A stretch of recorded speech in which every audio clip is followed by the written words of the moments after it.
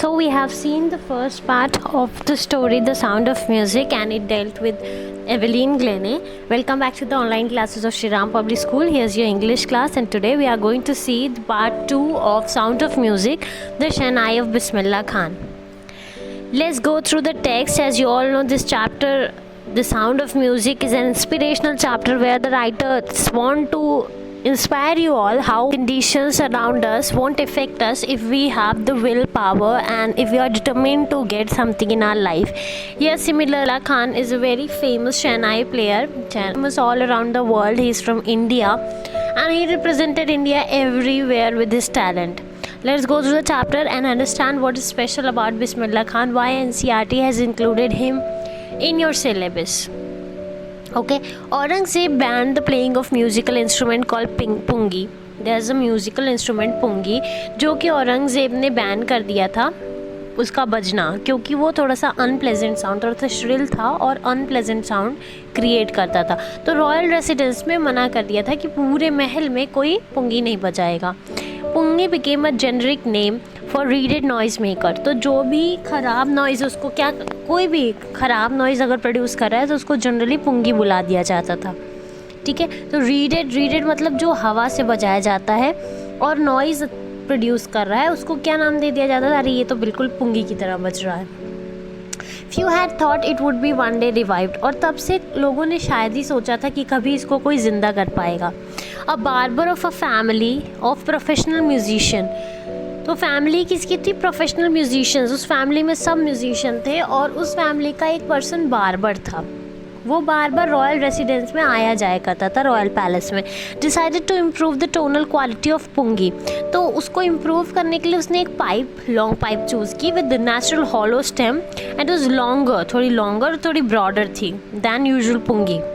He made 7 holes on the body of the pipe. When it played, opening and closing some of these holes, soft and melodious sounds were produced. अब जब इसने कोशिश की बजाने की, ये देख सकते हैं आप पिक्चर, तो वो सॉफ्ट साउंड जो है प्रोड्यूस होने लगा. He played the instrument before royalty, और किंग्स के सामने, पूरा मिनिस्टर्स के सामने प्ले किया और सबको बहुत पसंद आया. The instrument so different from pungi now was given a new name. अब उसको नया नाम भी देना था क्योंकि डिफरेंट था पुंगी से, साउंड भी अच्छा था, देखने में भी अलग था. तो जैसी स्टोरी अभी सुनाई गई, पहली बार शाह के चैम्बर में इसको राजा के चैम्बर में बजाया गया और प्ले किसने किया था? एक बार्बर, एक नाई ने. तो इसका नाम रख दिया गया शहनाई.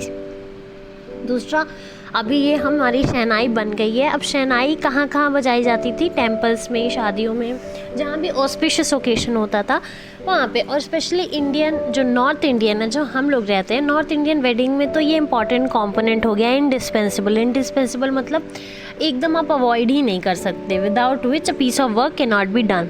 ऑल्सो पास्ट की अगर बात करें तो नौबत हुआ करता था. नौबत क्या था? याद रखिएगा ये सब. नौबत है इंस्ट्रूमेंट, 9 इंस्ट्रूमेंट का एक ग्रुप जो कि रॉयल कोर्ट में रखा जाता था बजाने के लिए. तो नौबत में से एक क्या था? शहनाई भी था.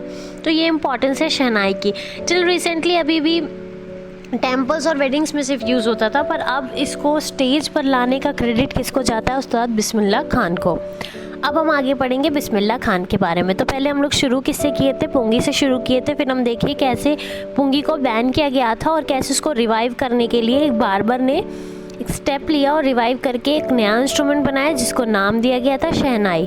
दूसरा, शहनाई कहाँ कहाँ यूज़ होता है, उसकी इंपॉर्टेंस क्या क्या है, ये बताया गया. थर्ड पैराग्राफ में हम देखने जा रहे हैं कि कैसे बिस्मिल्लाह खान ने शहनाई से अटैचमेंट है और कैसे उन्होंने इसको स्टेज पर इंट्रोड्यूस किया. जब वो 5 ईयर्स ओल्ड थे बिस्मिल्लाह खान, तो वो गिल्ली डंडा खेल रहे थे नियर अ पॉन्ड. डुमराव एक गांव है बिहार में, वहाँ पर. और रेगुलरली बगल वाले बिहारी जी के टेंपल जाते थे, बिहारी जी, कृष्ण जी के टेंपल जाते थे और वहाँ पे भोजपुरी चैता बजाते थे, गाते थे. और जब चैता गा लेते थे, चैता वो प्रेयर्स थी, वहाँ के सॉन्ग्स थे, और उसके एंड में उनको एक बड़ा सा लड्डू मिलता था 1.25 किलो, 1.25 kg का, जो कि उनको महाराज देते थे चैता गाने के बाद. दिस हैपेंड 80 ईयर्स अगो, जब वो छोटे बच्चे थे. और ये स्टोरी कब की है? जब वो 85 ईयर्स के थे. And the little boy 75. और ये जो लिटिल बॉय जो वहाँ पर चैता गाया करते थे, वो आगे बढ़कर बहुत फेमस बने और उनको इंडिया का हाईएस्ट सिविलियन अवार्ड भी मिला, भारत रत्न.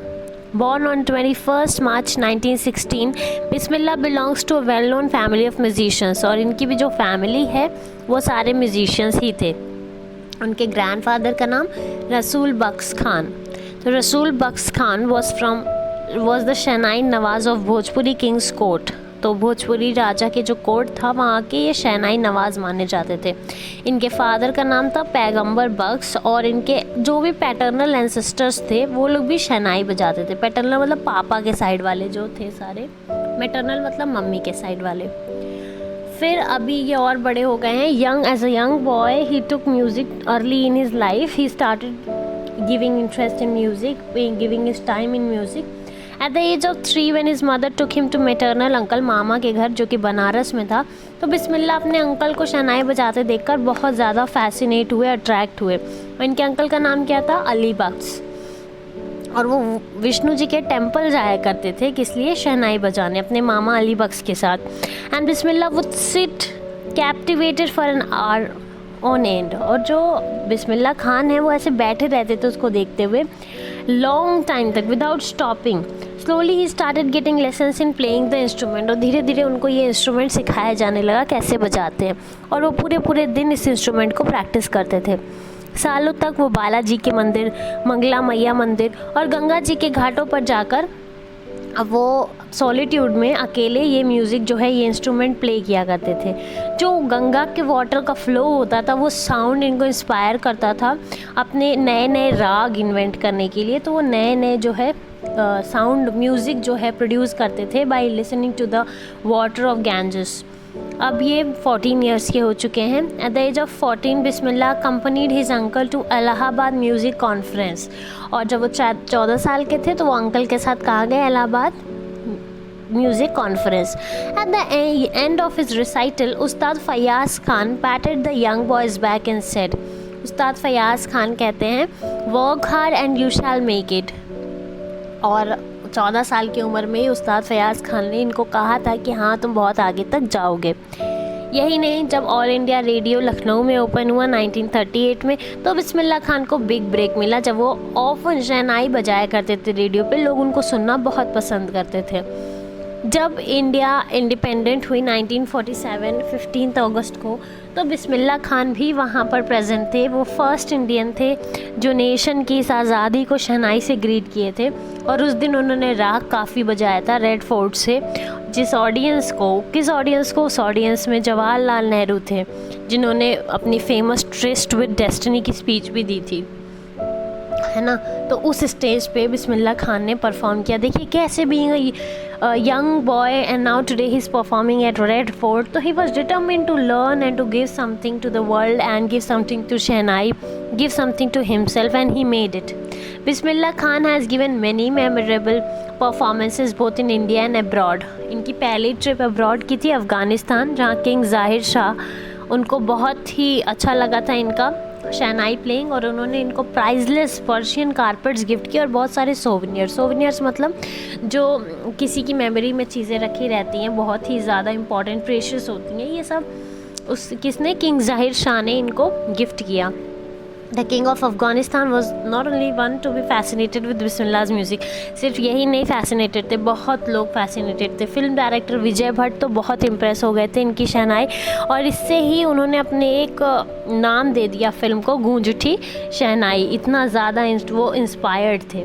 वो फिल्म हिट बनी, और बिस्मिल्लाह खान का एक कॉम्पोजिशन भी था उसमें, दिल का खिलौना है टूट गया, वो भी नेशन वाइड चार्ट बस्टर, बहुत ही फेमस बना। Despite this huge success in celluloid world मतलब ये जो फैशन फिल्मों का वर्ल्ड है, बिस्मिल्लाह खान को इसमें कोई इंटरेस्ट नहीं था। उन्होंने सिर्फ 2 ही वेंचर्स के साथ काम किया, एक विजय भट्ट की गूंज उठी शहनाई और दूसरा विक्रम श्रीनिवास का कन्नड़ वेंचर था, जहाँ पे उन्होंने सनाधी अपन्ना गाया। वो कहते हैं कि जो आर्टिफिशियलिटी है, ग्लैमर है फिल्म वर्ल्ड का, मैं उसके साथ नहीं टर्म्स में जा सकता, और ये मेरे लिए पॉसिबल नहीं है।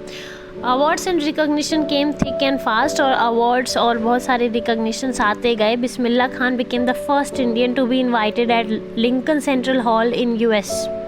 तो वहाँ पर फर्स्ट इंडियन बने, यूएसए में उनको बुलाया गया था लिंकन सेंट्रल हॉल में परफॉर्म करने के लिए, और भी कई जगह उन्होंने पार्ट लिया। तो ये पैराग्राफ बताता कैसे वो आगे चलकर कितने ज़्यादा देशों में परफॉर्म किए। He also took the World Exposition in Montreal, in Cannes Art Festival and Osaka Trade Fair.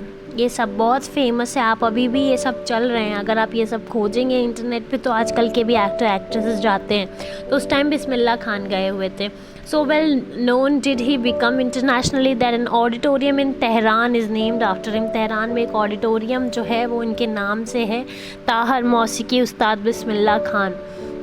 सिर्फ इंटरनेशनली ही नहीं, नेक्स्ट पैराग्राफ में आप देखेंगे national awards like Padmashri, Padma Bhushan and Padma Vibhushan इनको मिले थे। 2001 में बिस्मिल्लाह खान को highest civilian award Bharat Ratna से नवाजा गया था। With the coveted award resting on his chest, his eyes glinting with rare happiness, he said, और उस टाइम वो कहते हैं, all I would like to say is teach your children music, Hindustan's richest tradition. Even the West is now coming to learn our music. तो अपने बच्चों को music सिखाइए, बहुत ही अच्छी चीज़ है ये। वेस्टर्न कल्चर के भी लोग हमारी म्यूज़िक सीखने आ रहे हैं। In spite of having traveled all world, Khan Sahab is fondly called, Khan साहब उनको फॉन्डली बुलाया जाता है और वो पूरे वर्ल्ड में ट्रैवल किए हैं, बट फिर भी he is exceedingly fond of Banaras and Dumraon. दो जगह का इनको बहुत ज़्यादा लगाव है, उनको इतना ज़्यादा इंटरनेशनल कंट्रीज से नहीं है जितना डुमराव और बनारस से है। They remain for him the most wonderful towns of the world. एक बार एक स्टूडेंट इनका यूएस में कहता है कि आप यहाँ रुक जाइए, हम आपको बनारस के एनवायरनमेंट को रिक्रिएट करके देंगे, सब कुछ जैसा टेम्पल है सब रेप्लिकेट कर देंगे। तो खान साहब asked him if he would be able to transport river Ganga as well. और देखिए कितनी ही प्यारी लाइन उन्होंने बोली, क्या आप गंगा को भी यहाँ ले आएंगे। Later he is remember to have said that is why whenever I am in याद किया जाता है कि लेटर वो कहते हैं कि जब भी मैं किसी फॉरेन कंट्री में हूँ तो मैं हिंदुस्तान जाने के लिए परेशान रहता हूँ। While in Mumbai I think of Banaras. और हिंदुस्तान में भी जब मुंबई में रहता हूँ तो मुझे बनारस और गंगा की बहुत याद आती है। और जब मैं बनारस में होता हूँ तो मैं जो मट्ठा है हमारे डुमराव का वो बहुत मिस करता हूँ। इस तरह से आप देख रहे हैं कैसे ही ना सिर्फ इन्होंने हार्मनी इन डाइवर्सिटी बना के रखी है, ब्यूटी हमारे कंट्री की कैसे इन्होंने डिफ़ाइन की है, बल्कि अपने कंट्री के लिए भी बाहर जाने के बाद भी कितना ज़्यादा ये डेडिकेटेड थे। Ustad Bismillah Khan's life is a perfect example of the rich and cultural heritage of India. One that effortlessly accepts a devout Muslim like him can very naturally play the Shehnai every morning at Kashi Vishwanath temple. देखिए ऐसे लोगों की कितनी ज़रूरत है हमारे देश को कि being a Muslim he was very naturally playing Shehnai every morning। Kashi Vishwanath temple पे जाके बनारस में ये बजाया करते थे। Ustad Bismillah Khan died passed away on 21st August 2006 at the age of 90 after a prolonged illness। काफ़ी दिन बीमार थे। He was given state funeral and government of India declared 1 day of national morning when he died. तो ये थी हमारे बिस्मिल्लाह खान के बारे में स्टोरी। आप ये देखिए, ये जो ये है एक्सरसाइजेस बहुत इजी है, अगर ध्यान से आपने वीडियो देखा होगा। ये सारे एक्सरसाइजेस जो है आपको खुद कंप्लीट करनी है कॉपी में, ठीक है। आई होप नोट्स आप लोग कंप्लीट, जिनको नोट्स का PDF चाहिए I will attach those who only will ask, बाकी लोग खुद से लिखने की कोशिश करें। That's all for today's class. Thank you. Have a good day.